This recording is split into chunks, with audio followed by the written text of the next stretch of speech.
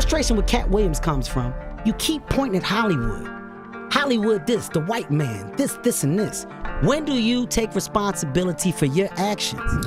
When I wrote it out to the careers of the people I was talking about, right? But it was so vicious that I erased all of the knockout blows and just left the jabs. You don't entertain the circus, you watch it, right? And when a lion comes out and rides the bike, you don't think about it too hard. You just go, okay, that's crazy. The lion's riding a bike. And then you go home and enjoy the rest of your day. Comic I'm talking about knows that I know your real story. I'ma tell this, but you know what else I know. Yeah, I shouldn't even talk. I should never address it at all. I don't have to, but like, why? What will it do for me? Did Kevin Hart really name Katt Williams to the FBI? You were the guy. You were set up to be the star. You didn't show up to work.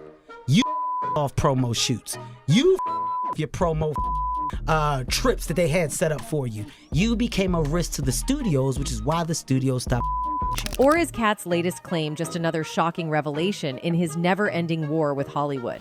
But it was so vicious that I erased all of the knockout blows and just left the jabs. From jaw-dropping accusations about P. Diddy to teasing career-ending secrets about Kevin Hart, Katt Williams has been pulling back the curtain on some of Hollywood's biggest players.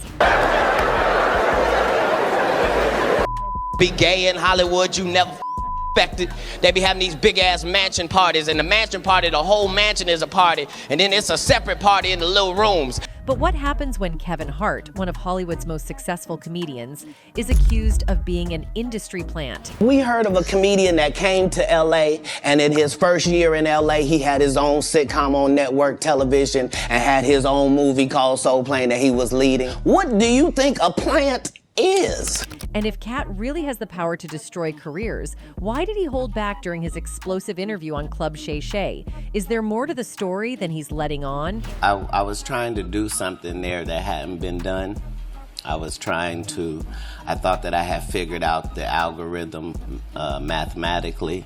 If you're a fan of Katt Williams or have watched his interviews, you probably remember the Club Shay Shay podcast he did with Shannon Sharpe back in January 2024. In that episode, Katt didn't hold back while talking about celebrities, including P. Diddy, who interestingly ended up in jail later this year. Let's just say Katt seems to have a lot of inside information about Hollywood that he's eager to share with the world. Comic I'm talking about knows that I know your real story.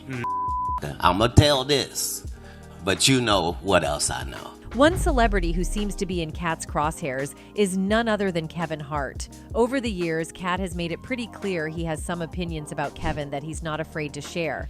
Recently, Katt gave an interview where he claimed he has enough insider knowledge to end careers if he wanted to. According to Katt, he knows the truth about a lot of big names in Hollywood, and that includes Kevin Hart. I was trying to do something there that hadn't been done. I thought that I had figured out the algorithm mathematically. This isn't the first time Katt has taken shots at Kevin. During his Club Shay Shay interview, Katt mentioned Kevin multiple times, making it obvious there's some tension between the two. He hinted that he knows Kevin's real story and teased that he might expose it one day. Fans have been buzzing about what Katt might mean and whether he's planning to spill more Hollywood secrets soon. As the year comes to an end, people are revisiting some of the biggest pop culture moments of 2024, and Katt's fiery appearance on Club Shay Shay is definitely one of them. That episode racked up 83 million YouTube views, and it's still a hot topic online. During a recent appearance at New York Magazine's Vulture Festival, Katt reflected on that podcast and admitted there were things he held back during the conversation. In his own words, Katt said he originally planned to careers of the people he called out, including Kevin Hart, Cedric the Entertainer, Steve Harvey, and Ricky Smiley. According to him, he had written out a plan to deliver some harsh truths, but he decided to tone it down at the last minute. Instead of going for the knockout punches, Katt said he left only the jabs, letting the people he was targeting know he knows their real stories. When I wrote it out to the careers of the people I was talking about, right? But it was so vicious that I erased all of the knockout blows and just left the jabs. So who exactly is Katt talking about, and what secrets is he holding back? Fans are dying to know, and Katt's comments have only fueled more speculation. On the other side of things, Kevin Hart has been riding high as one of Hollywood's most successful comedians. From his blockbuster movies to his stand-up specials and his massive social media following, Kevin has built an empire that most can only dream of. Recently, he teamed up with Chris Rock for the documentary Kevin Hart and Chris Rock, Headliners Only, which has already started making waves. But behind the scenes, it seems like there's some drama brewing. In a surprising twist, Katt Williams has sparked a wild theory online, claiming that Kevin Hart isn't just a talented comedian, but also an industry plant. If you're wondering what that means, an industry plant is someone who's supposedly placed in the spotlight by powerful people in the entertainment world to serve their own interests. Katt Williams highlighted the rapid trajectory of Kevin's career, including landing a sitcom and starring in Soul Plane, all within his first year in LA. Katt's perspective raises doubts and adds an air of mystery to Kevin's early career. He already had his deals when he got here. Have we heard of a comedian that came to LA, and in his first year in LA, he had his own sitcom on network television and had his own movie called Soul Plane that he was leading? No, we've never heard of that before that person or since that person, he continued, saying. What do you think a plant is? Maybe people don't understand the definition of these words. We heard of a comedian that came to LA, and in his first year in LA, he had his own sitcom on network television and had his own movie called Soul Plane that he was leading. What do you think a plant is? For those of you who don't know about the ongoing showdown between Katt Williams and Kevin Hart, the feud goes back to the movie Fool's Gold in 2008. Katt Williams was supposed to star, but his legal issues made him pass on the opportunity to shoot in Australia. So Kevin Hart stepped in and took the role instead. Here's Cyrus. He's my new chief of staff. He's helping me to refocus, reform, and renew. Word on the street is that's where the tension between Williams and Hart started brewing. Katt didn't hold anything back when he spilled the tea. He openly expressed concerns about letting people who might not be entirely honest control their own narratives without any checks and balances. He talked about how messed up it is that these dishonest folks have all the resources, leaving the rest of us struggling to keep up. And he's not buying the idea that having tons of resources means you're telling the truth. According to Katt, it's a real problem letting these shady characters run amok with their stories, especially when they've got loads of resources at their disposal. But Katt isn't oblivious to the fact that speaking out could get him in trouble. He knows people might see him as just another bitter, jealous comedian behind his back.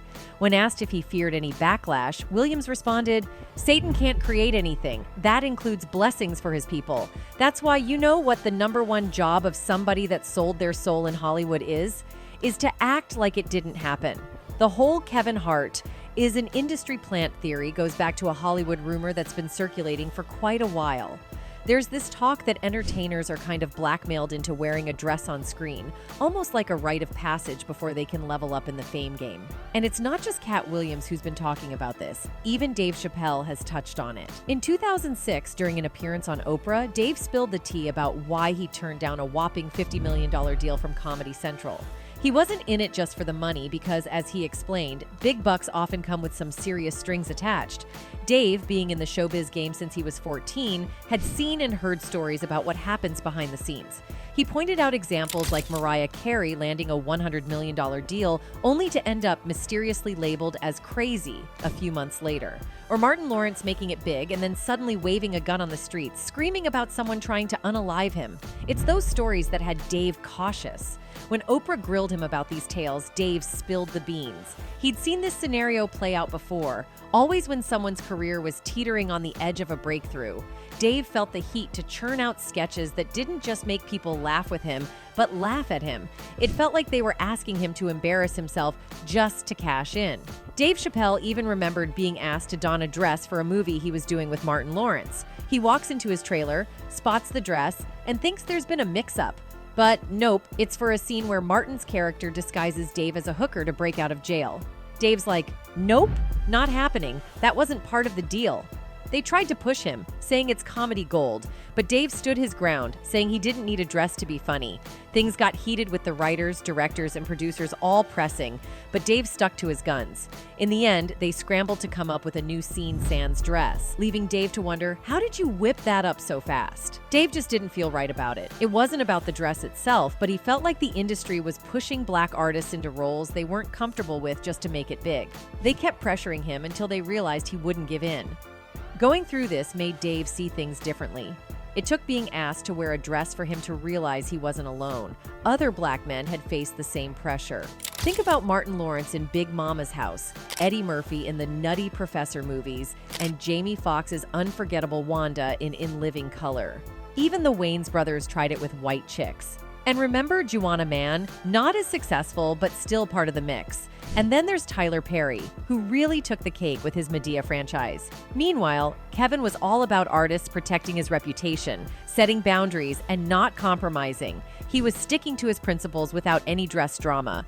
When the topic of wearing a dress for a role came up, Kevin was clear, nope, haven't dealt with that dress situation. You gotta know your limits and keep your brand intact. He was all about avoiding anything that could harm his image. Kevin even mentioned turning down a request to do something silly on a talk show because it wouldn't fit his brand. He was all about protecting it. Definitely haven't ran into to put on the dress. I mean, you have to have boundaries. You have to have limits that you refuse to cross. But here's where it gets interesting. Just a year later, boom, Kevin's on an SNL skit rocking a dress. Is 9-year-old Oscar nominee Kevin Wallace. Fans were not having it. Accusations of selling out and being fake started flying around. But here's where it gets tricky.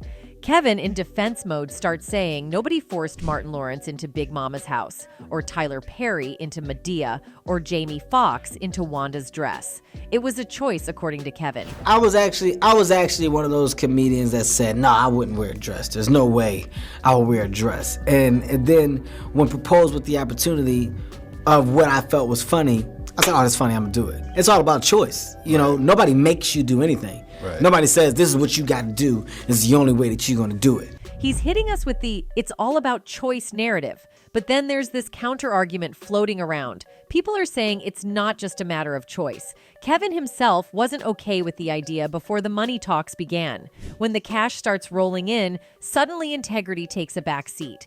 It's like money becomes this magical thing that makes people do stuff they swore they'd never do. And truth be told, when that paycheck comes into the picture, folks tend to reveal their true colors. Remember when Steve Harvey dropped that bomb about integrity? He straight up said, "Give me $10 million and I'll embarrass myself all the way to the bank." He was willing to throw his integrity out the window for a hefty paycheck. It's a harsh reality, but hey, he put it out there. 10 million. For 4 million, black people will be so embarrassed by my performance, you'll be sitting up there just going, look at this big lip son of a... Now back to Kevin Hart. After he did the dress thing, his career went through the roof. He became the highest paid comedian ever, raking in cash like no one else. It's like the dress move was the golden ticket to success in the comedy game. People might argue about the sacrifice of integrity, but at the end of the day, Kevin's laughing all the way to the bank. Katt Williams didn't stop at questioning Kevin Hart's rapid rise. He also delved into the dynamics of Hollywood gatekeepers.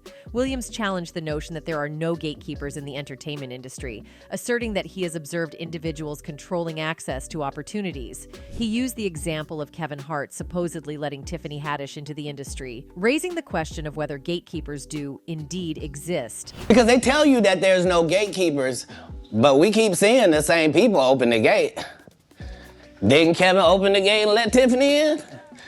Ain't he now opening it up for don't such and such? Katt Williams also addressed the issue of comedic standards during the interview.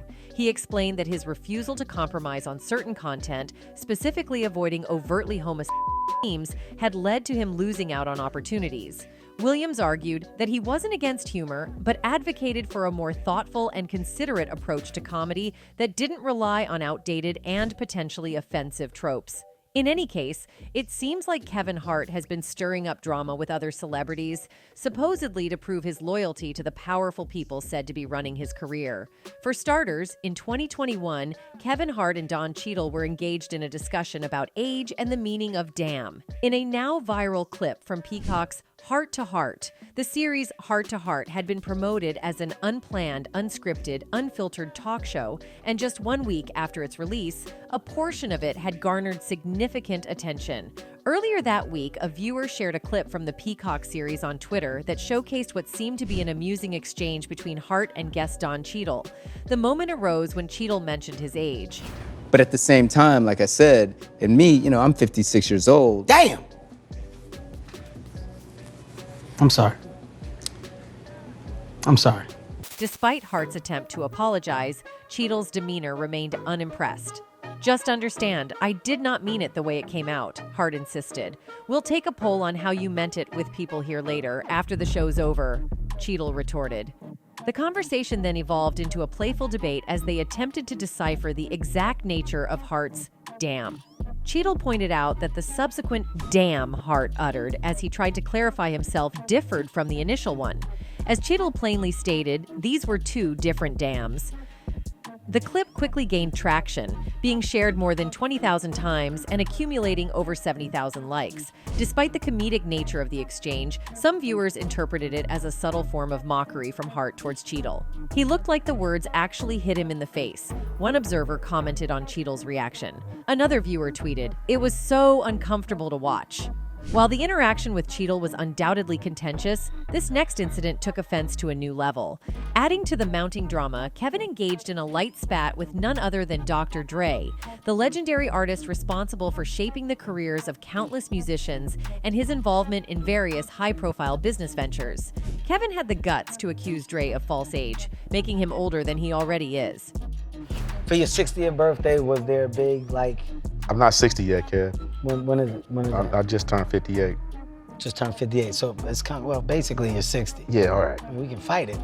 You're here. You're right here. All right, I'm knocking on 60 door. You're knocking on 60 door. As if that's not enough, Kevin also invited Will Ferrell onto his show, only to insinuate that their collaboration should be carried out soon as Will's time on Earth was limited. This audacious remark not only raised eyebrows, but also ignited a firestorm of criticism, leaving many to wonder how far Hart is willing to push the boundaries of comedy at the expense of his esteemed colleagues. I hope we do work again, Will, because I don't know how much time you got left. And I would love for us to do something before it's too late, man. Kevin's remarks struck such a nerve that they left Will momentarily speechless. But Will eventually mustered the courage to confront Kevin about his alleged inside knowledge of a life-threatening disease that even Will himself hadn't been unaware of. Is there something you know about me that I don't know? Like medical health history? Fans believe that Kevin was flabbergasted due to Will's round-ballish response. In any case, more recently, actor and comedian Monique also spoke about how Kevin Hart is allegedly a Hollywood plant who thrives at mocking comedians in need. Asked Kevin Hart to do anything. He said, "I'll executive produce, I'll partner with you." I said, "Good Kevin, because we're in a deal with Endemol." Monique prefaced her comments about Hart by admitting that he wrote a check to support her when she was down bad and that she would be forever grateful for it, though she made a point to say that she paid it back with interest. When the actress was a guest on Hart's podcast Comedy Goldmines in 2021, he introduced her as an auntie, a mama, a spirit, and called her Mama Mo. She spoke on the podcast about Oprah, Perry, and Precious director Lee Daniels, who had not yet publicly apologized to her. Hart said he'd reach out to Perry to coordinate squashing the beef, to which Perry was allegedly not amenable. But she said Hart promised her he would execute produce and partner with her on whatever she was working on, which excited her because she and Hicks were working on a talk show deal. Hart's manager, Dave Becky, allegedly told Monique's production company that Hart wanted nothing to do with her. "I called Kevin Hart immediately and told him, 'They said you didn't want to work with me,'" she said. He said, "It's just a miscommunication. We're going to talk Tuesday." That was 2 years ago. I've never talked to Kevin Hart again. That's what we're faced with. You allow someone to come between your relationship with a woman you said was like your mother. The Harts and Perrys aside, at one point, the Oscar-winning actress had a few words for The Breakfast Club. The tension between Monique and The Breakfast Club played out during a contentious 2018 interview on the Power 105.1 radio program. Earlier that year, Charlemagne the God gave the comedian the Donkey of the Day for promoting a boycott of Netflix over racial and gender bias. And then you give me a title of Donkey of the Day. Is your mother still alive? Yes, ma'am. And you're from what city in South Carolina? Moncks Corner, South Carolina. Moncks Corner. And if I was to call your mother or your grandmother, could they tell me stories of inequality? People were having call-ins when I said, "This is not right. I was Donkey of the Day." Remember that? Monique asked Shannon Sharp on the Club Shay Shay podcast. Mo also said, "The breakfast nubs called me the Donkey of the Day." That's what they said. And they had a whole call-in about how I was the Donkey of the Day. But you didn't do the same thing when you found out we settled. We gave Monique big love when the Netflix special happened, Charlemagne the God stated on the latest edition of The Breakfast Club. He also added, and I said, you know what? That's why I need to mind my damn business when it comes to other people's business. In June 2022, then co-host Angela Yee covered Monique's finalized legal agreement with Netflix on The Breakfast Club. Charlemagne the God asked about the details of the settlement, but he did not comment further on the situation during that particular rumor report segment. At any rate, Katt Williams' career has experienced much controversy. He's been involved with some high-profile feuds with other celebrities for speaking his mind. But apart from this ongoing celebrity drama, Williams has found himself in numerous trouble with the law in the years following his success. From punching a pool supply guy to getting into a physical altercation with a 17-year-old, Williams has found himself featured on the news frequently. Although he has 19 felonies, he's never been convicted. His lack of filter and his frequent troubles with the law caused speculation among his fan base. Theories emerged that Williams wasn't as successful as he could have been because he truly was blackballed in the entertainment industry. Recently, however, Williams decided to address the myth and verify it as fact or fiction. In an interview with Hot 97, the comedian reveals that he hasn't been blackballed by the industry. Contrary to the opinions of some fans, Williams isn't concerned with being mainstream. He's simply more interested in doing things his way. My fans think like, oh, he's been blackballed, Williams said. Williams believes one of the reasons why his fans think this way is because he doesn't do commercials or sponsorships. After addressing the matter, however, Williams was quick to dispel the myth. I can't win over there because I don't play. I don't participate. Like, you can't buy me, not because I'm not for sale. You can't buy me because I'm not in the store. Williams may not need mainstream acceptance, but at one point, mainstream accepted him. In addition to being one of the most successful comedians of his time, Williams added an Emmy to his resume. He earned the Primetime Award for his role in Atlanta, created by Donald Glover. Williams appreciates the Emmy win, but he was clear that the Emmy's significance isn't necessarily about him. The Emmy really didn't mean that much to me. It just meant something to me because, on our side of the war, coming in, we have to agree that we're not going to win any awards, Williams said.